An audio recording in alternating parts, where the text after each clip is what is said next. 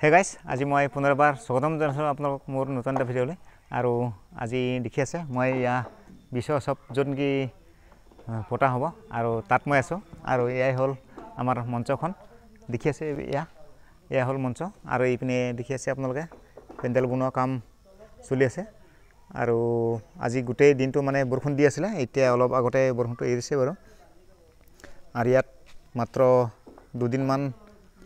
বাকী আছে আৰু দুদিনৰ পিছত ইয়াত হ'ব মানে ধুনীয়া এটা ফাংচন বিহু মেলা আৰু হেয়া হ'ল বিশ্ব উৎসৱ ইয়াতে হ'ব মানে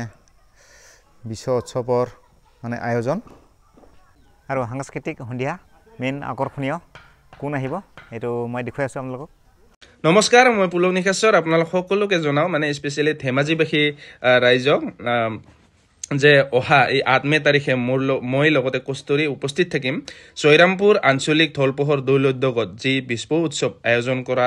হ'ব অহা ৮ মে তাৰিখে সেইদিনাখন সাংস্কৃতিক অনুষ্ঠানত মই উপস্থিত থাকিম যি খুহুতীয়া গীতবোৰ আছে যি মোৰ কৌতুকবিলাক আছে সেইবিলাক পৰিৱেশন কৰিম আৰু যদিও বা এইকেইদিন লাইভ শ্ব' কৰি আছোঁ কিন্তু মই তেনেকৈ আপডেট দিয়া নাই আৰু দিয়াও হোৱা নাই কিন্তু এইটো এইকাৰণে দি আছোঁ কাৰণ ধেমাজিত খুব কম যোৱা যায় যোৱাবাৰ বিহুতো এবাৰ গৈছিলোঁ গতিকে যিসকল ৰাইজে ধেমাজিৰ পৰা অৰ্থাৎ সেই অঞ্চলটোৰ পৰা আমাৰ ভিডিঅ'বোৰ চাই মোৰো ইচ্ছা আছে সেই সকলোকে কাষৰ পৰা লগ পোৱাৰ গতিকে সেই বুলি ভাবি